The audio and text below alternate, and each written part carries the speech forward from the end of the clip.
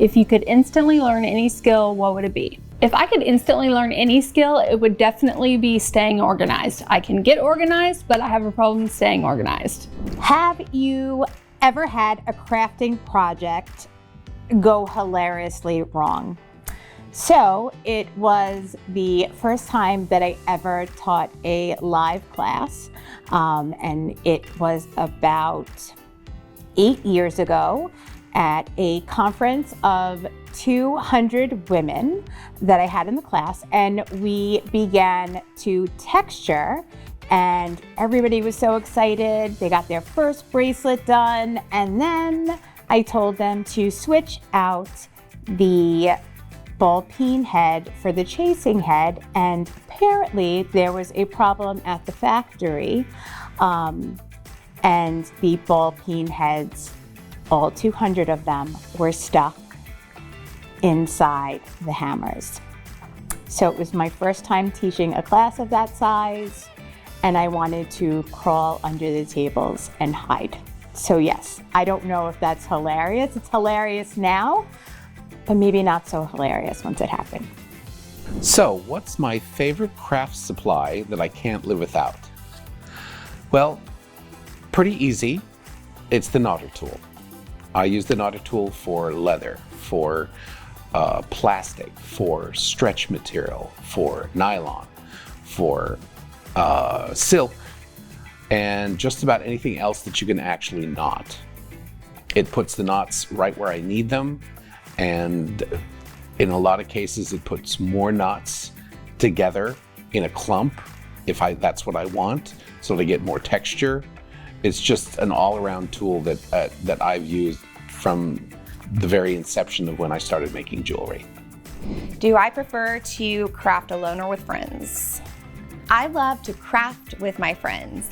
And like if I'm crafting, I love taking my stretch bracelet materials and throwing them on the table and letting all my friends have at it and create with me. But if I'm crafting for work, if I'm like cranking out jewelry for shows and stuff like that, I prefer to be kind of like in a zen space, like just to kind of focus and get my work done so then I can go play or whatever. So it kind of depends. I think a lot of artists are like that. Sometimes it's nice to be alone, and then sometimes it's so fun to see what other people create and like how that whole process goes. The longest that I have ever spent on a single project must be practically a decade. I had an amazingly intricate seed bead woven series of pendants that I started before my son was born, like years before my son was born. He's 14 now, and I just finished it maybe 4 years ago. It was one of those labors of love, and I kept changing my mind about how I wanted it to be finished. But I did finally finish it. But the question didn't ask how many unfinished projects that I've had for decades, and that is innumerable. The most adventurous thing I've ever done is gone skydiving, and it is such a thrill. I've been skydiving over Key West in Florida, and so a few years back I said, well, I need to skydive on the East Coast or West Coast, is that, I did the two coasts. So I went out to Monterey Bay, and they have the longest free fall of anywhere in the world. And so I did that, and I'm done. I will never, that was enough for me. It was so cold and my ears popped, and I was like, nope, never again, but it was fun. What's your favorite way to spend a day off? My absolute favorite way to spend the day off is staying home with my daughter Olivia all day. We're on the go all the time, so being at home and relaxing, playing games, doing crafts, anything like that with my girl. Do you listen to music, podcasts, or watch TV while you craft? The answer is yes. I listen to music at a very, very, very high volume that everyone within a 2-block radius can hear. I listen to a variety of things. So there might be some Willie Nelson in there, some Dolly, some Tupac, some Biggie. It's a mix. If you could craft with anyone, dead or alive, who would it be? This is a funny question for me because I thought that probably, I don't know, maybe it's 15 years ago when Taylor Swift first came onto the scene that she would be the new lifeblood of the jewelry making world. And if we could just get her to start making jewelry, it would bring in hundreds of millions of young ladies. Well, everybody thought that I was kind of crazy. And now I really wish that I could craft with her one time, because I think she and I'd get along famously. And we would have a great time. And that would bring young people into the jewelry making business. If I could instantly learn any skill, it would probably be home renovation. I would just love to be like a wizard and know how to knock out the walls, how to, redo my kitchen and install everything, and it would come easy to me and it would be fun. I am so fortunate that I do have a dedicated crafting space. I also have a dedicated office and a dedicated kitchen and a dedicated dining room and a dedicated den. All of the places are dedicated to crafting. The most unusual job I've ever had was my sophomore year of college. I don't know why my parents agreed to let me do this, but I drove 17 hours all the way up to Michigan with this book company, and I sold books door to door in Michigan. We had to knock on houses to find a place to live. Again, why my parents let a sophomore in college girl go do this, I don't know. So we knocked on doors to find a place to live. We found this really nice elderly lady, and her husband had died a couple of months before, and we lived in her basement, and it would storm all the time, and we would get up at the crack of dawn and go knock on strangers' doors, and our goal was to get our foot in the door so that we could sit down and sell books to them. What's the most adventurous thing you've ever done? I would have to say the most adventurous thing I've ever done would be moving to New York City by myself without knowing anybody. I moved up there after graduation for my design job with David Yurman. It was one of the most terrifying but rewarding experiences I've ever had. Do I have a dedicated crafting space, or do you craft wherever you can? I have a studio in my home, but if you come over, you will find that there are crafting supplies all over the house, including my bedside table. What's the most unusual thing I have ever made? Well, a few years ago, Beads of Courage did a challenge. Beads of Courage is a wonderful organization for young kids that are going through cancer and various other things, and they get beads for different things. I was challenged and was given a fish bead. So I took this fish bead and I built an aquarium around it, that the aquarium, the insides, the fish, everything was inside of a wire aquarium with plants, with everything, and that was a bead. And so I would say that that is the most unusual thing I've ever done. I need to contact them and see if I can get some photographs of it, because I don't even remember what it looks like, but it was a really fun project. If I could only eat one food for the rest of my life, I have to say it would be pickles. Dill pickles. That's me. There are so many fantastic crafting trends right now, and there are just a bazillion different techniques that I love to do. But I have to say that my favorite current crafting trend are the stretch bracelets. They are everywhere, and they're so meaningful, especially when people choose a word of intention to put within their stretch bracelet. My favorite way to stay active is to go hiking. I love to be out in nature. I will take walks in the neighborhood if I need to, which is most of the time, but if I can get out on a good hike, that's the best. What's your favorite movie or TV show to rewatch? My favorite TV show to rewatch is definitely The Chosen. I have watched it multiple times over and over and over again, and I learn something new every time. I always laugh at this question. Do you prefer crafting alone or with friends? And my answer is, I like to craft alone because none of my friends are crafty. And if I invite them over to do a craft, I'm now doing all of the crafts. So I like to craft alone. Do I prefer working on small or large projects? That one is a difficult question for me because I enjoy both, and even in between things. I have done some jewelry for fashion shows where big was definitely the thing that they wanted, and I was able to find some gigantic butterfly. They looked like butterflies, and I cut them out. I put wire around them, and we made these gigantic butterfly earrings, and that was a whole lot of fun. But I've also done some really teeny tiny gemstone wire wrapping that I really love too.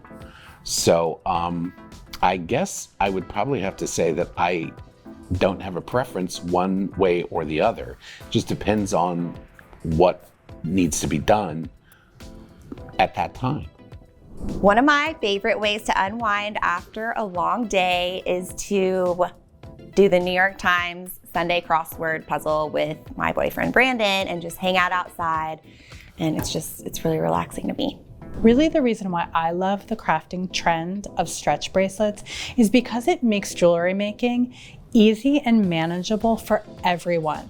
If you are a kid, if you are a grown-up, if you are a senior, everyone can string beads onto a stretch bracelet, tie a knot, and make a beautiful piece of jewelry that they can be proud of.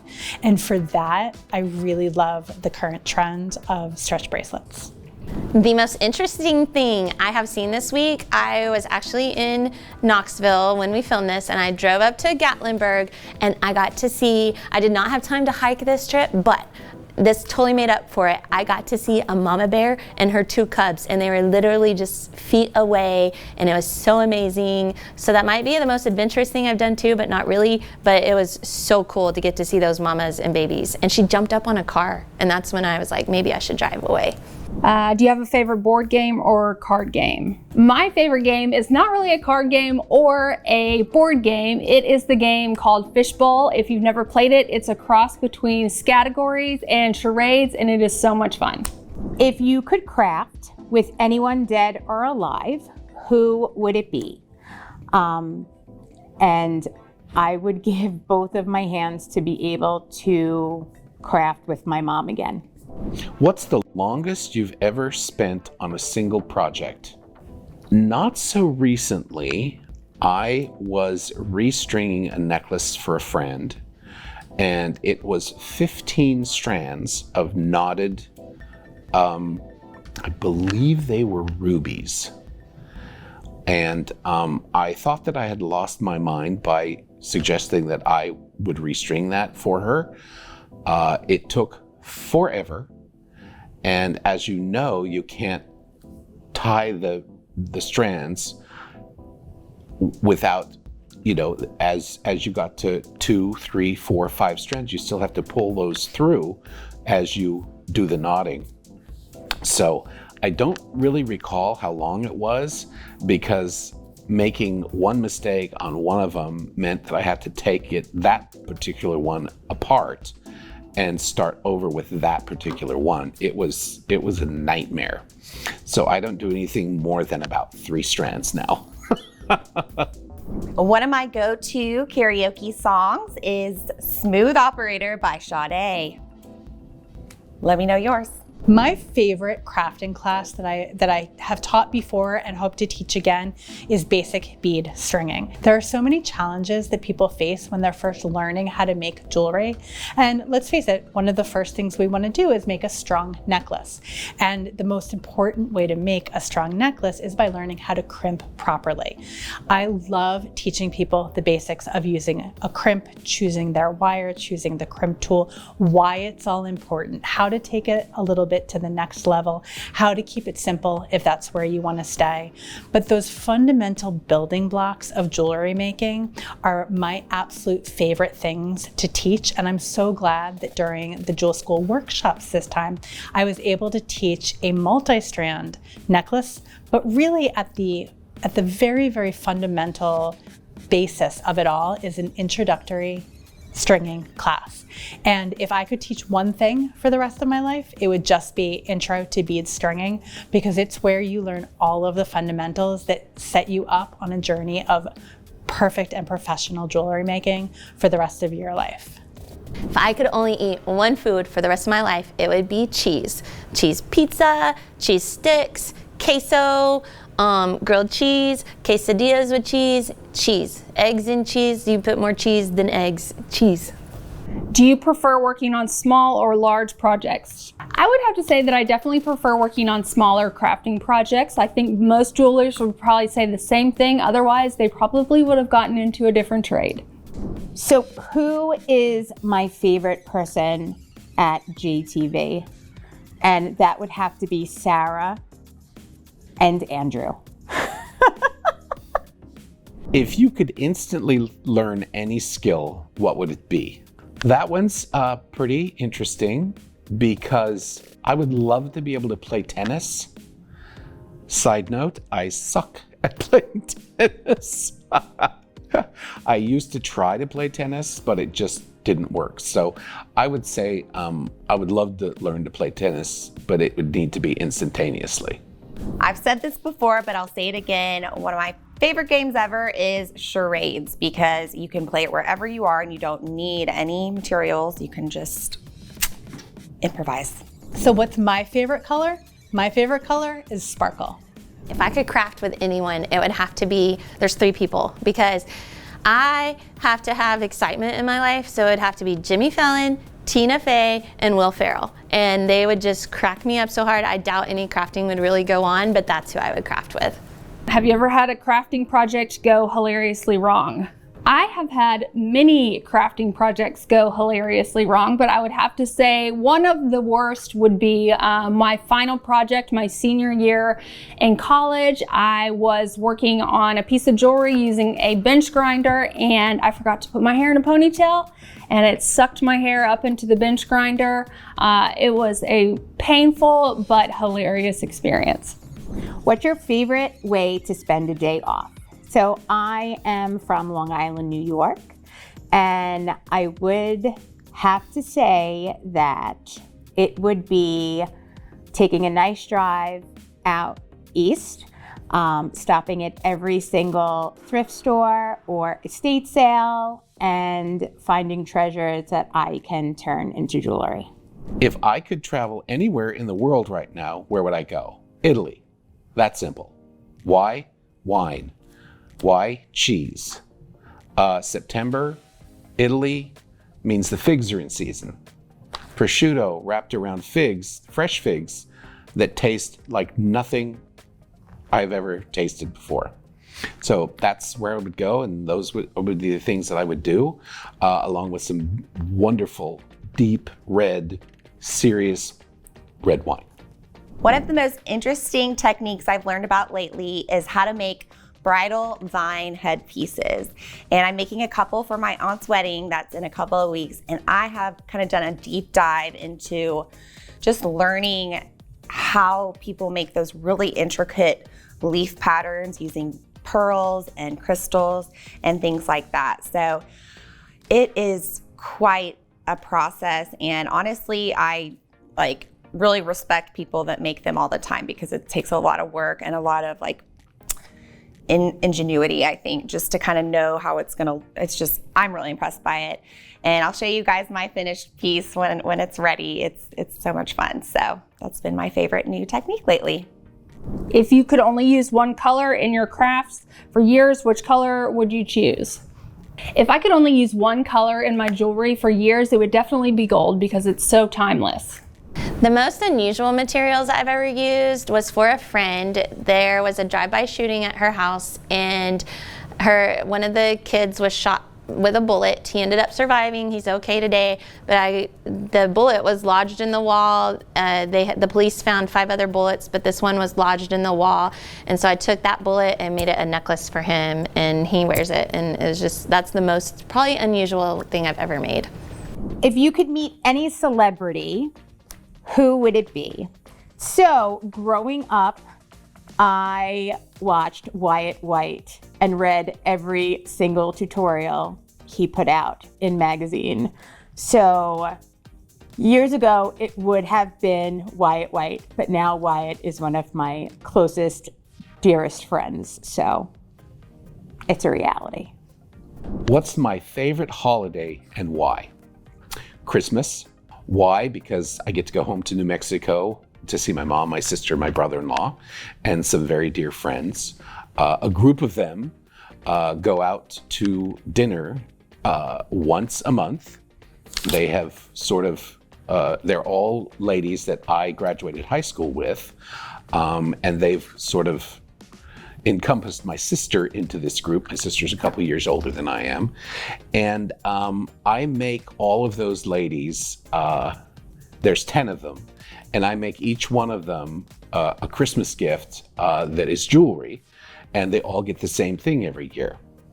And I love giving them the things, and they love receiving the things, but it just is a wonderful way to thank them all for being such close friends for so long. I've been out of high school for many years. I think I have 4 years to go for 50-year class reunion. And all of these ladies, I mean, they have kids that have grown, and now they have grandkids that are growing up and getting ready to go off to school. And it's just wonderful to be with those people that have known me so long, and I've known them so long. And making them jewelry is just one way. It's the only time I ever make 10 of the same thing. Let's be clear on that. I don't like production work. I have definitely had crafts go hilariously wrong. One that really comes to mind is, well, I've got a couple of big ones. This one happened in high school as my senior year, and I taped, when I drew a lot then, and I would tape my drawing paper to these big masonite boards and just carry them from class. They were like big boards of clipboards. They were just big, and I would work on them in my classes. So I would always be toting around my drawings.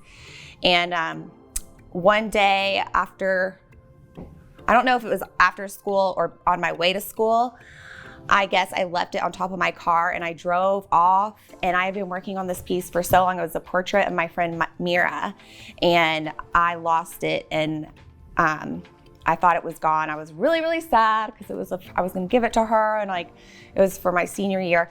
And then 2 weeks later, I was driving the roads I always drive, and I just happened to see it face down with the brown side of the masonite, like it was almost camouflaged in the road, and I found it 2 weeks later. And I still have it. I never ended up giving it to her because I never felt like I could. It kind of smelled weird in the road, but it was really funny. So things like that happen a lot. Like also one time, a 7-foot by 5-foot painting, my dad was helping me take it over to the radio station to install there at the Rock, and it flew out of the bed of his truck on Nayland Drive, which is a busy road in Knoxville over by the river near the stadium, and it flew out of the back of his truck and broke the stretcher in the middle of traffic, and it was just quite a scramble. So yeah. My favorite tool or gadget for crafting, y'all are gonna know this. It is my Weber's pliers. Specifically the Weber's flat nose pliers, because I can get those in anything. I even use the teeny tinies. Y'all have heard me say this on air. The teeny tiny ones you can pluck eyebrows with, which, yeah, they're just all great. So best tool ever. What's your favorite season or holiday to craft for? My favorite season to craft for is definitely summer because of all the bright colors that kind of come along with the summer season. It's a fun time to make big, bold jewelry. Do I have any hidden talents or unusual skills?